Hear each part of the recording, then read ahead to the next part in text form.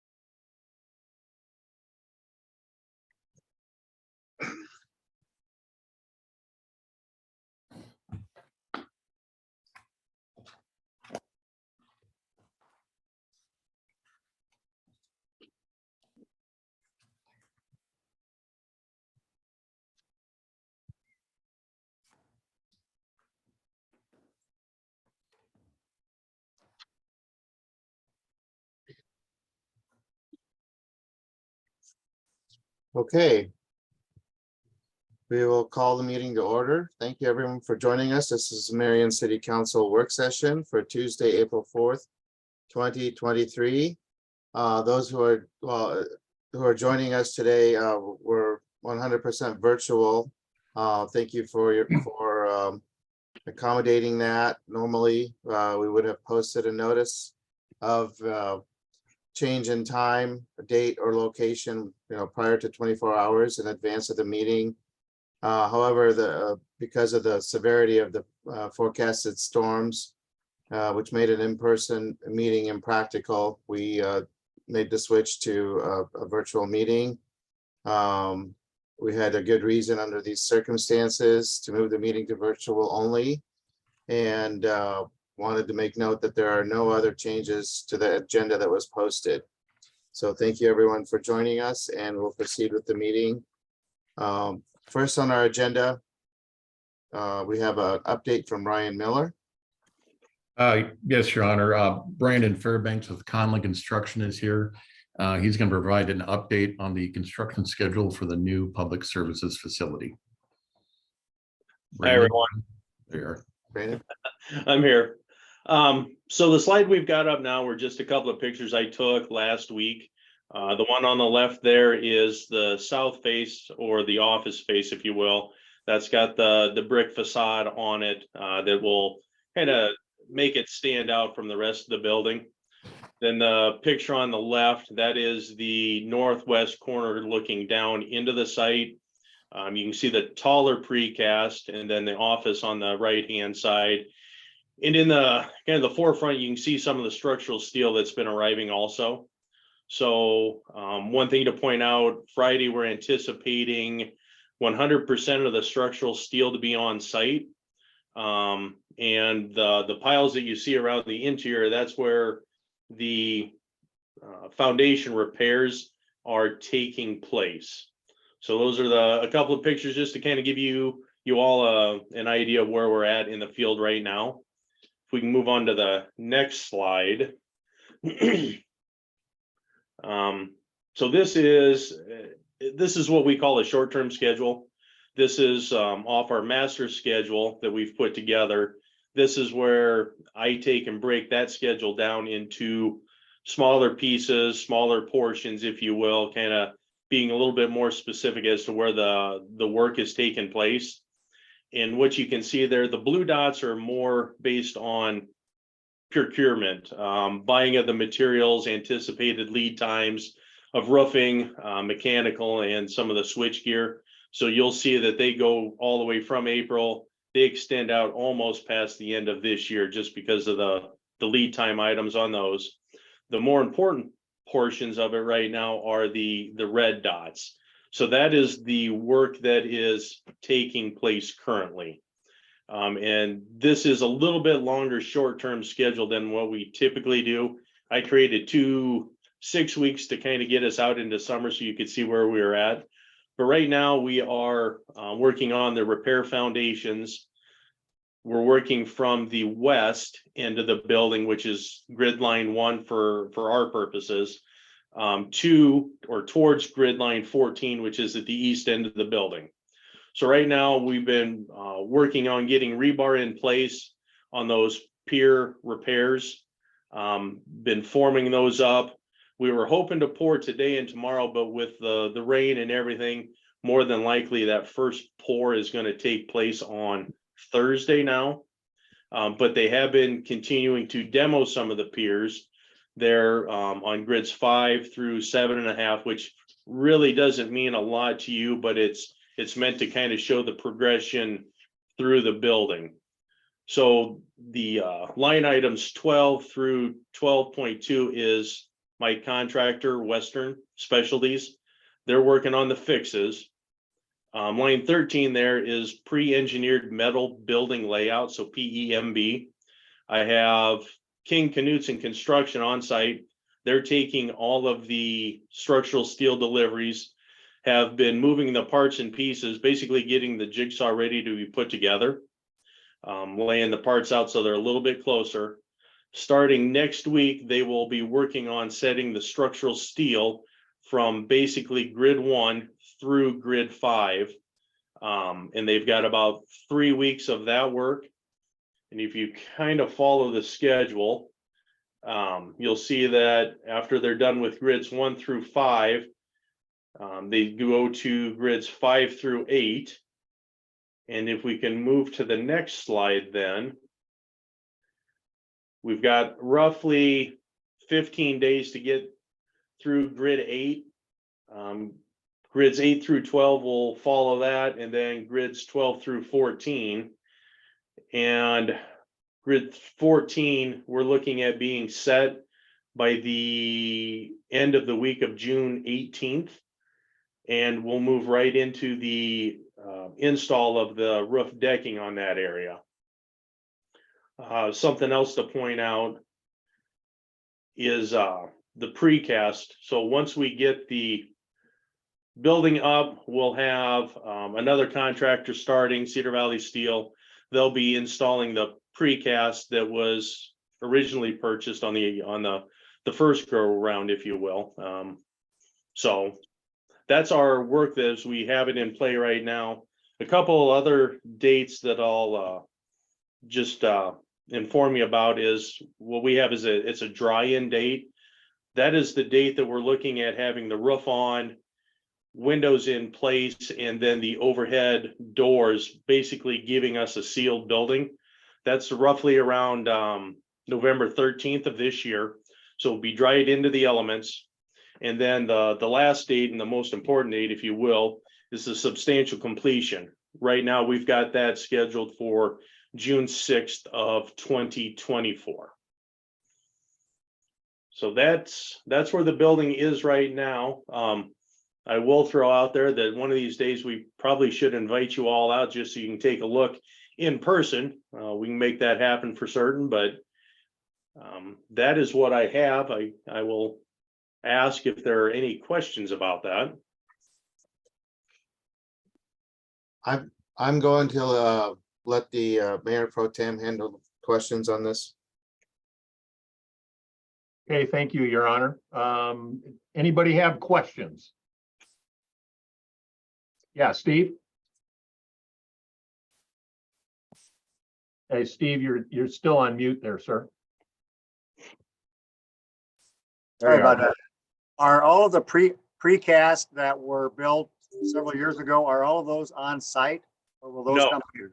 Nope, those are still being stored off-site at Mid-States. Okay. We took a look at bringing those out and storing them on site. Yeah.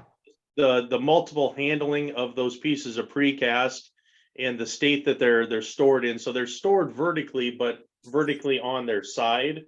Okay, So instead of vertical up, they're vertical on their sides, which means we would have to lay them flat, take them from flat, lay them on site again, and then once we soot them. So working with the city, we've left those in place, but we have installed, I think the number was 167 pieces last fall. And then we're looking at another 50 some here in May. And then the rest by roughly the end of June, 1st of July. so the plan would be to bring those on site as they would be. As needed, yes. Okay, all Yep. right. Yeah, any other questions for Brandon? Brandon, I've got just one comment, I think, and maybe a couple of questions. First off, I want to thank you for this Gantt chart depiction that you put together. Yep.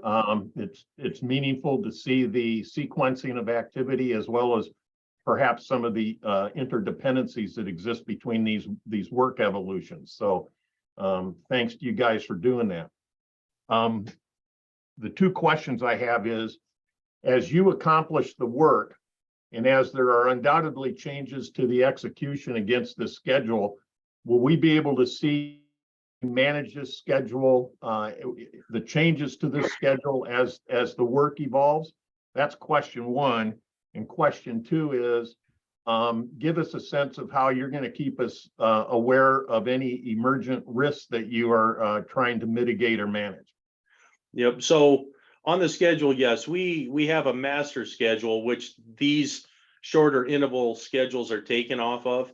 And we routinely update that with information as it comes in, constantly working with the subcontractors to see if their durations are going to change, hopefully for the better. And then I pull that information to create these two. One of the things I should have pointed out is we also have the milestones. So on the previous slide, one of the milestone dates was the last delivery. There at the bottom, the phase 3 building steel delivery. We have milestone dates that we build in also. And like I said, the dry in date is one. So there's several of those that we have in the schedule that as we get to that date, we can gauge, are we ahead? Are we behind? Why the change? Okay. So that's how we deal with that. And then as far as the emergent issues as they come up, we try and proactively talk to the subcontractors and working with Shive and then Ryan for any changes that may be coming from the owner side to have an open communication line. It's critical, especially with everything that's going on. I just saw today, they're talking about fluctuating gas prices going up and down, that it just seems that is the state of the world that we're in right now, that it seems like something might be going right. And then on Monday, the whole world's turned upside down. So we're always talking with the subs, talking with the owner, and trying to,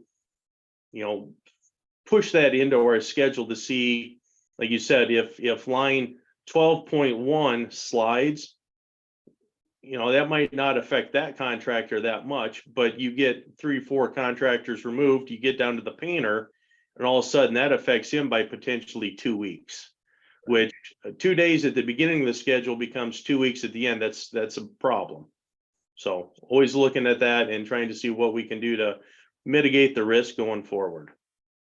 I appreciate your comments on that, and also that comment about the subtlety of how these things are connected together. So anybody else have any questions? Okay, Ryan, anything else from you on this? I do not. Just want to thank Brandon for providing an update. Yeah. Not a problem. Okay, thank you, Brandon. Okay, back to the mayor. Thank you. Okay, next on the agenda is budget discussion regarding emergency levy with Leanne. Thank you. On March 21st, council actually directed staff to bring back information regarding the emergency levy. The public hearing notice will be published with the full emergency levy per council's direction at that date. However, just a reminder that publication does not constitute final action. And what we're asking City Council for today is to provide us direction for what will be ultimately adopted by City Council on April 20th. So we are presenting for council 3 options, either the no emergency levy, 50% or 100% of the emergency levy. And I'm going to share high level, what does it mean for net position on the general fund? What does it mean for the general fund reserve? And what's the tax impact of the 3? And then I'll bring it back to City Council for discussion. So looking at the general fund, you can see that net position of negative 1.5 million with no emergency levy.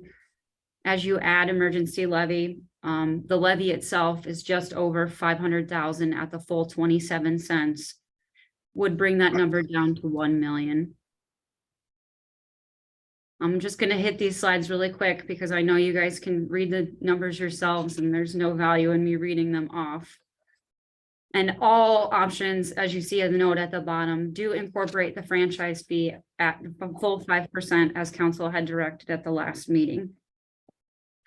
So looking at the general fund reserve on the next slide, you can see the ending fund balance right now, we're at a 33% reserve. The minimum per our financial policy is 25%, so still well within our reserve without the emergency levy. As you add that, it brings it up. What does that mean as you're looking at the future for forecasts? However, at what point are we expected to hit below 25%? Based on our projections, it's fiscal year 28 right now. Adding just half of the emergency levy doesn't make that much of an impact, with that same year showing the reserve dipping below. It's fiscal year 29 jumps out just 1 year at the full 27 cents. And then as far as the property tax levy is concerned, we're at 1505. And if you add just half of the emergency levy, you're at approximately 1519, and with the full levy at 1532. So from a tax impact on the final slide there regarding each of those, you can see the differences on each of the houses or commercial in value. Questions from City Council on any of those slides? If Okay. not, Questions for me? Are there any questions? So round robin to my final slide. Again, we're simply seeking direction on whether City Council would like to proceed with no emergency levy, 50% of the emergency levy, or 100% of the emergency levy. This will be included in the budget that would go to City Council on April 20th for full adoption. Okay, Your Honor. ready for discussion?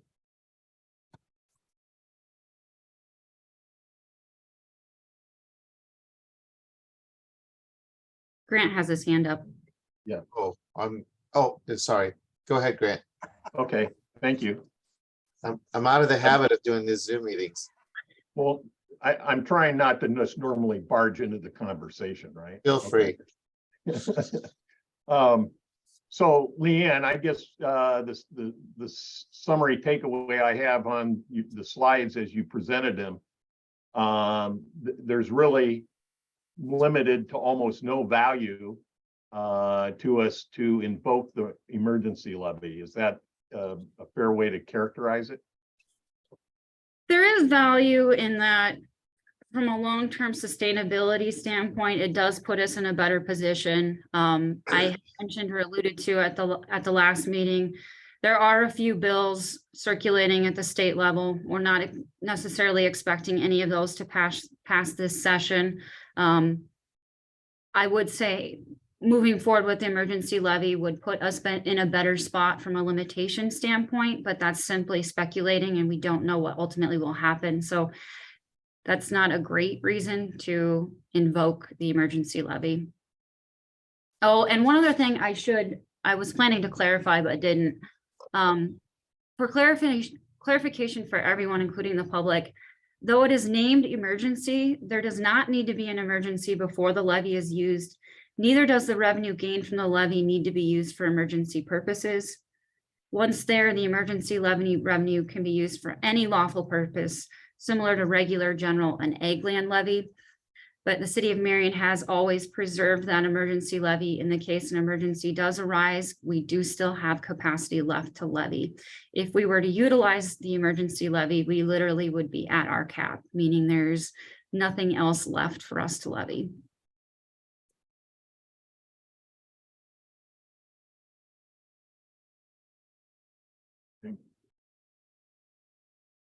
Go ahead, Steve. Thanks.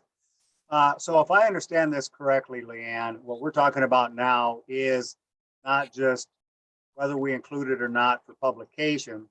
This is really, we're talking about whether to include it for our final levy rate. Is Correct. that correct?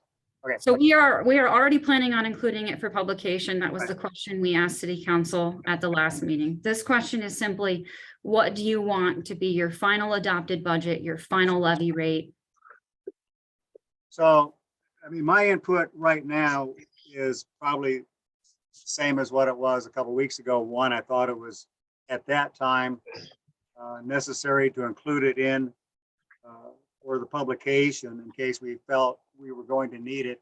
It seems that at least with our trip to Des Moines last week and trying to evaluate the temperature of what might be happening with any changes affecting the property taxes, it seems not likely that something will get completed this year.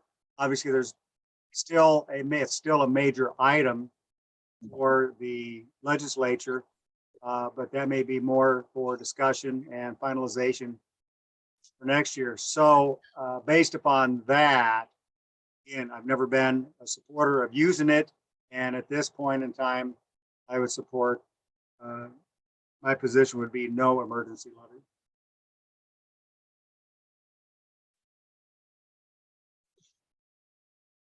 Okay, anyone else?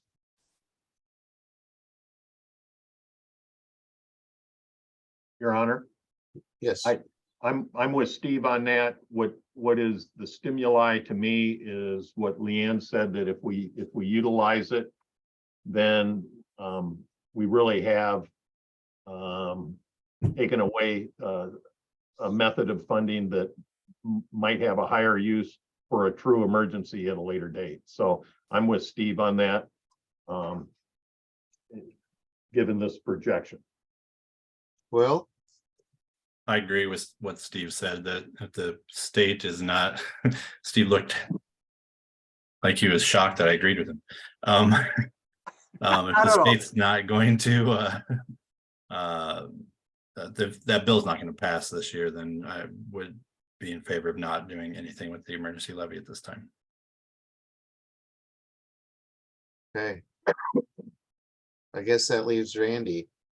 Any comments, Randy? Nope, I'm gonna remain where I stood with that as well too. And go for the alternative. Thank you. So you would be not for using the emergency levy?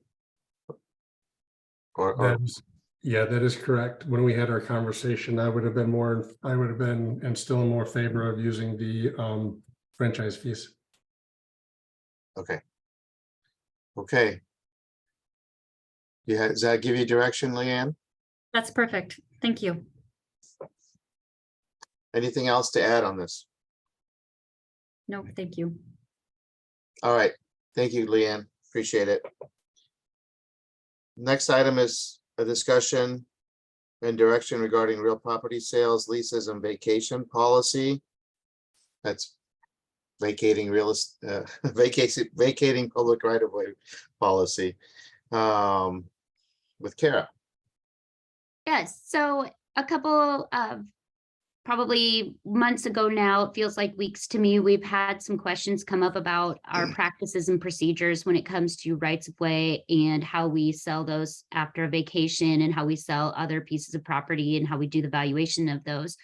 And the city actually has several previous policies about this, some that rescinded others. There were some that I could find an allusion to in resolution. So really, this was kind of an area we needed to clean up and ensure that everything was in one policy. And so that's the main purpose of this. The other thing is that the big question that council had was how we value those rights of way when we go to sell them, and why we only do 35% of the average assessed value of the adjoining properties. And the way that Dave Hockett and I approached this for moving forward is we took a look at what all of our comparables were doing, because our policy didn't really spell out why we did that. So we wanted to take a look and see what everybody else was doing. And all of our comparables are charging at least 100% of the assessed value based on the averages of the adjoining properties. There was no city that I found was doing anything less than that. There were a few cities which required appraisals. And then there was one city which didn't require the appraisal, but they had them prepare a plat of survey. Appraisals and plats of survey are probably going to leave us with a lot of unsold vacated alleys because it would be cost prohibitive. So Dave and I kind of went through those, and based on what we found and in a manner that would be consistent with our nearby comparables, like Hiawatha does it this way, we are recommending that we change our valuation to be 100% of the average value of the assessed values of the adjoining properties. Thank you. This is one that I have questioned for years, and the only thing we could, trying to figure out what our policy was based on, and the only thing we could come up with was this is the way we've always done it, which I don't think is acceptable. So I applaud the staff for going back and taking a look at that and coming up with this recommendation. The nearest that I could find was that a policy that I believe was written by one of my predecessors from the same firm I was in mentioned that we would do that in lieu of a warranty deed and a title search. But again, that's not consistent with the neighboring communities. They all do 100% of assessed value and still issue, for the most part, do a quick claim deed without a title search. So. Okay. Anything else, Kara, or do you want the questions and discussion now? I would like a little bit of discussion and direction just to ensure that council's in favor of this. If everybody is in favor of moving forward, well, not really in favor because I don't want you to vote on it, but if there's no major opposition, then we'll have this on the agenda for Thursday for an official vote. Let's do this. Is there anyone who has any contrary opinion or has a different opinion than what the staff is recommending? Nope. Okay, looks like you have your consensus, Kara. Thank you. All right. Anything else to add on this? Okay, thank you. We'll now have our discussion regarding the upcoming agenda before we go to closed session. So the first item on the agenda that's marked for discussion is the procedures for filling the council seat for Ward 1. And that's Rachel. Yes. At the beginning of Thursday's agenda, we'll have several items related to the Ward 1 vacancy. So just wanted to do a quick review of those items and then answer any questions that you may have. Each candidate will come up to the podium one at a time and in alphabetical order, and then they'll give a brief presentation sharing why they're interested in serving on City Council, followed by a question and answer period. After all three candidates have presented, you will proceed to vote. The rules and procedures for the voting was in your packet. Once the candidate is chosen, there's going to be a resolution approving that appointment, followed by the oath of office. And then that chosen candidate will immediately take their seat at the dais and participate for the remainder of the meeting. If there are any questions. Sounds pretty straightforward. Anyone have questions?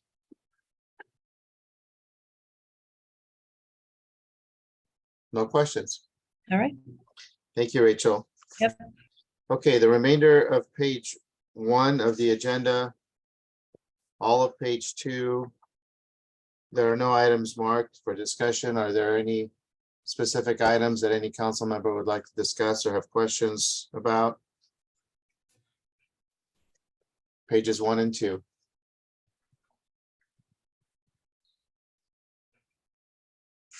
Okay, we'll move on to page 3. There are a couple items, B1 and B2 are not marked. Are there questions on those?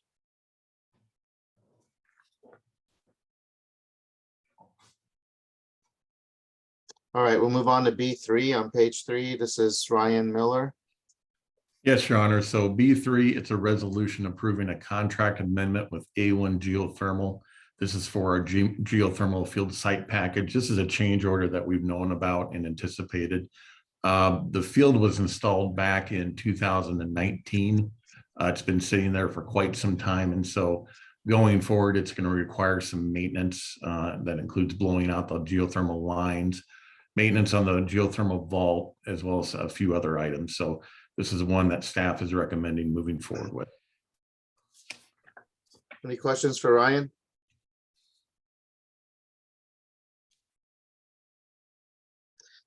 Okay, next item is also Ryan. Yep.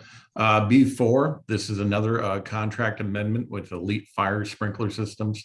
When we got into the design of the public services facility, there were a few code changes we had to implement from the previous design. This was one of them. Again, we anticipated this contract amendment with Elite, and so staff is also recommending this one as well.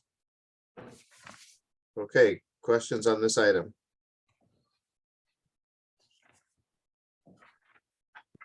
All Your right. Honor. Oh, yes, sorry. Yeah. Sorry, Ryan, the prior item was due to a geothermal array that has not been used and cleaned out. What's the stimulus on this? Basically, with the geothermal field sitting for approximately over 2.5 years, they want to go through and pressure test each line to see, and they have done that already, but then they also want to backfill it, get all the debris out of the vault, and then they want to fill it with glycol. Before, we were going to use distilled water. Since the lines have been sitting there for this amount of time, they want to go ahead and use a glycol solution, which did add to the cost. Okay, thanks. Appreciate that. Okay. So that was B4, Ryan? That's correct. Yes. So then B5 is not marked. Any questions on that? We'll move on to B6. Yes, Your Honor. B6, this was the value engineering exercise we went through for the new public service facility. These proposed contract amendments will provide a credit to the project. And so listed there, we have credits coming from LO Pelling, Dan's Overhead Door, Hawkeye Electric, T&K Roofing, as well as BJ Brecky. This will give us a credit just under $400,000 against the project. Okay, questions?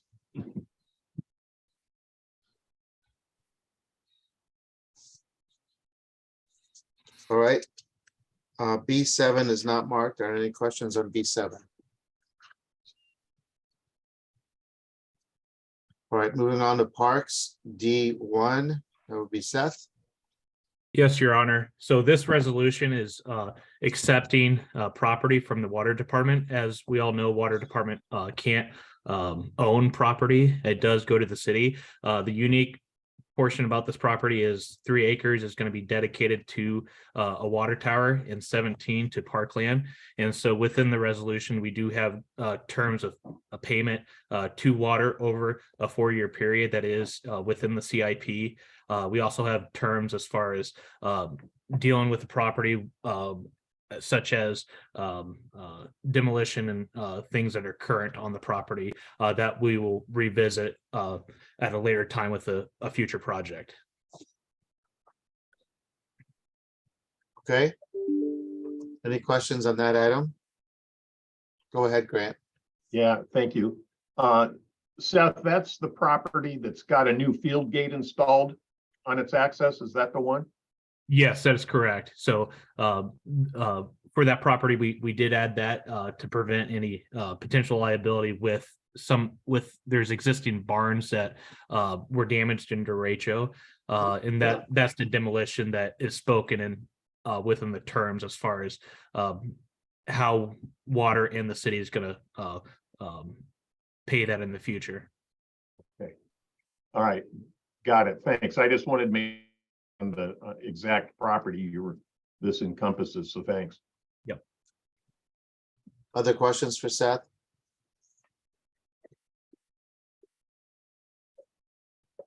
Okay, the remainder of that page under engineering and community development, there are no items marked for discussion by staff. Are there any questions from council on any of those items?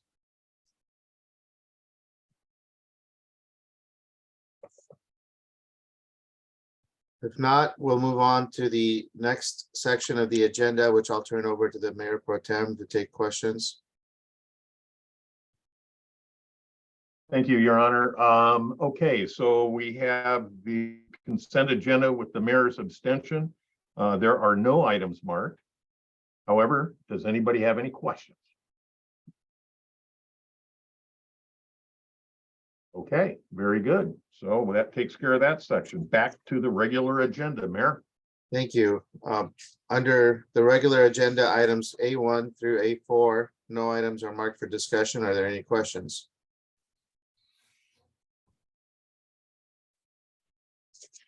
Okay, under B1, back to Ryan Miller. Yes, Your Honor. The resolution is for a purchase of 11 dump truck bodies and snow plows that will go on the chassis that we awarded to Freightliner last November. We had 3 bidders. Henderson Manufacturing from Manchester was a low bidder at $1,538,108. The units themselves came in a little higher than what we wanted to see. However, we still have a little cushion because we are right now are not reflecting our trade value or sale of the current fleet. So we should be okay. However, the next round of purchases, we will be modifying our specifications to reduce the costs on these chassis. So we're seeing a lot of increased costs, especially with steel and equipment.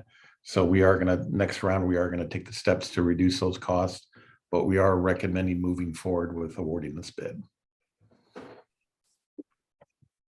Okay, are there any questions on this item? Go ahead, Steve. Yeah, so Ryan, you're talking about doing something to reduce the Mhm. cost in the next round. What would you do differently? And does that affect the longevity of the bodies?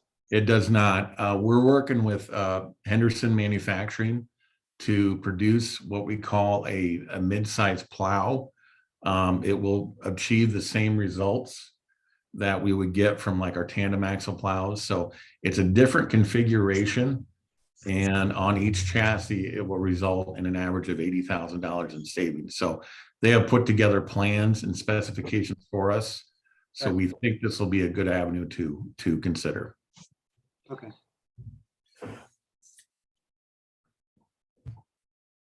Okay, other questions? If not, then the remainder of the agenda, no items are marked for discussion. Are there any questions on the remaining items?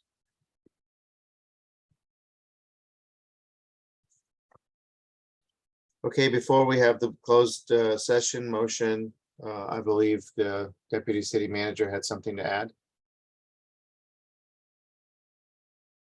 Kim? Yes, I do. Thank you. I just wanted to give you a heads up. We have an opportunity with some CDBG DR dollars. This will be, it's a pretty safe bet that this will be the last of the CDBG DR dollars that'll be available. And with this round, we do have the opportunity to apply for 2 generators, one for the library and one for Lau Park area. And this would actually give us the opportunity to, it's $100,000 towards each generator. So that would greatly help reduce our out-of-pocket cost. And so we will have a resolution that we'll need to do letter as in support, along with an agreement with ECI COG, who would administrate the DR dollars. So just out of curiosity, what percentage of the total cost does that cover? What we can apply for? Right now, what we're looking at is $200,000 for the library, and then $130,000 for Lau Park. And each of those would be able to have $100,000 towards it. So our total out of pocket would be about 130. So it's significant. Yeah. Portion of the cost. And is that something that's, I mean, is that, would that be in this year's budget or like, when does that come? And is it budgeted? Yeah, so those are some things I need to touch base with Leanne on. We had put some dollars in the CIP for generators. You may recall as well as we had applied for the couple other generators through the Homeland Security. Those have been approved for Station 2 and that of the Water Department. We had put some dollars in the CIP for those. Homeland Security has approved those grants and are just waiting for the funding. So our hope is that we'll just be able to swap those dollars. And do we currently not have generators at those locations or? That's correct. Okay. Steve, did you have a question? Already asked it. Okay. Yeah, I think given that this is going to cover a significant portion of the cost, and the experience with the derecho was, you know, we needed cooling areas for people that didn't have power, and I think that's pretty important. So, other questions on this? No. Okay, so that'll be an item on the Thursday agenda. Kim? Correct. Okay. Correct. Very good. Okay, if there's not, are there any other questions or items of discussion before we move on to the closed session motion? All right. Thank you again, everyone, for accommodating this virtual session, given the weather predictions. Randy, would you like to make the motion? I would be happy to. Mayor, I move to adjourn to closed session regarding personnel matters and litigation as permitted under sections 21.5, 1I and section 21.51C of the Code of Iowa. This will be two separate matters. Second. A second? Okay, moved by Councilmember Sternad, seconded. Was that Mr. Brandt? Was that you, Will? Oh, who was that? Oh, Steve. Okay, seconded by Councilmember Jensen to adjourn a closed session regarding personnel matters and litigation as permitted under section 21.51I and section 21.51C of the Code of Iowa. May we have the legal counsel statement, please?